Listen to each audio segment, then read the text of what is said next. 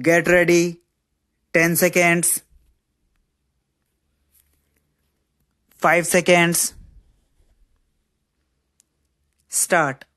Mr. Vice Chairman, sir, I thank you for giving me this opportunity to speak on the banking public financial institutions and negotiable instruments law amendment bill 1988.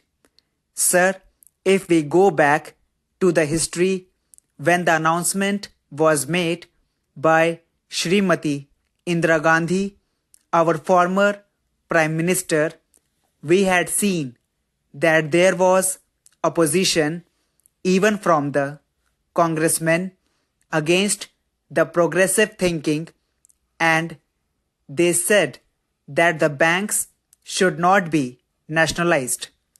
But Indiraji was committed to it. She made it a point to see that the banks are nationalized so that the gates are opened for the purpose of helping the poor and the downtrodden. Sir, we have to accept the fact that the banks have become public institutions nowadays, and even the poor people can go there and get loans. I would like to submit that in some banks, the system of lending money and providing financial assistance to the small businessmen, agriculturists, and the persons who are small vendors has not been taken very seriously.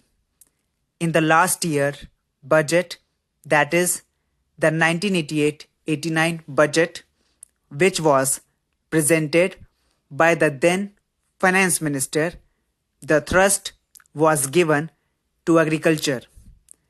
Rupees 2000 crores were allocated for the rural development programs and rupees 3000 crores were given for the benefit of the agriculturists who are employed in the agricultural work.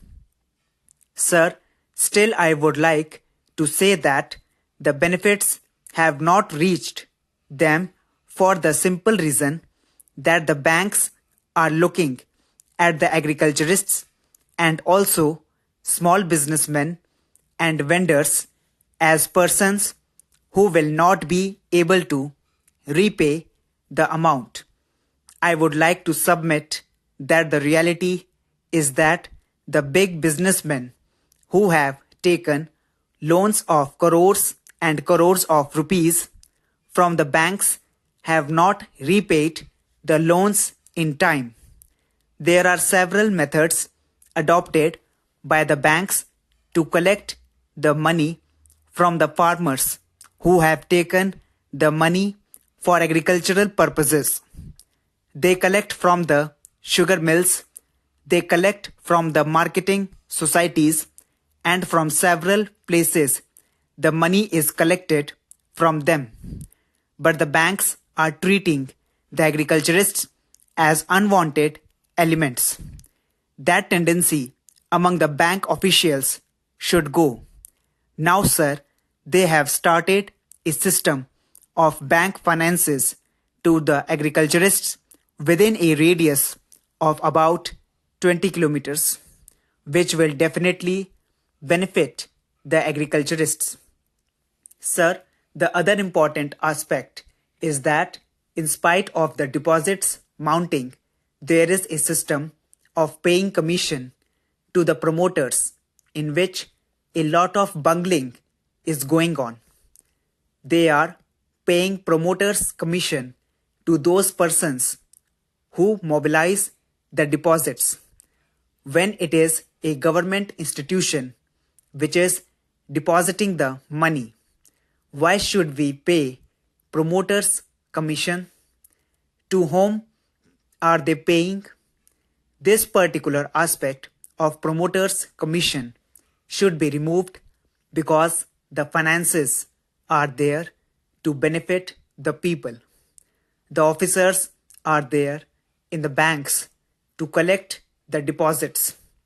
Why should there be a middleman, just like a promoter, to get the commission from the bank?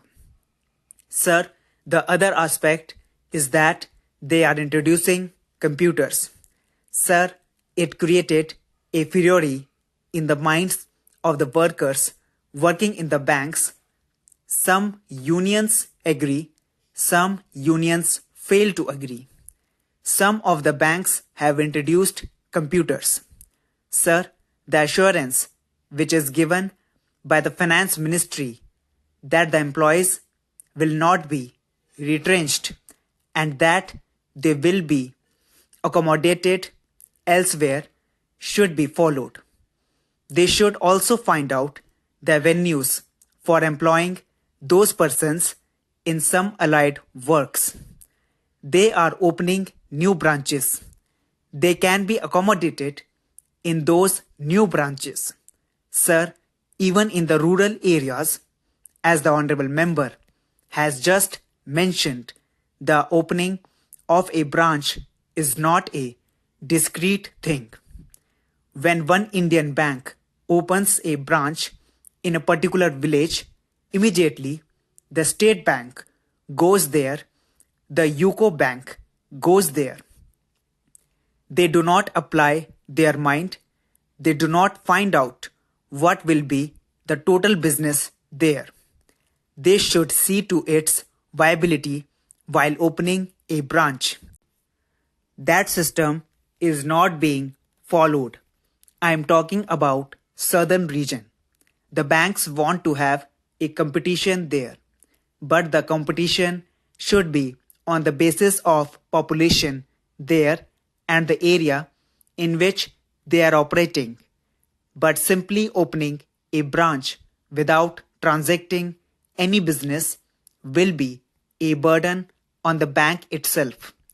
Sir, about the appointment of directors, I would like to submit that in most of the banks, the directors have not been appointed for the past 2 or 3 years. It may have been due to various reasons. Representatives of the people should be definitely represented there. But in most of the banks, directors have not been appointed for 2 years or 3 years, and in some banks, their full strength is not there. Only a skeleton group of directors is functioning there. Sir, another important burning problem is misappropriation by bank officials. The fraud and misappropriation by bank officials run into lakhs and lakhs of rupees, which is a burden on the banks, and these amounts have been misappropriated by them.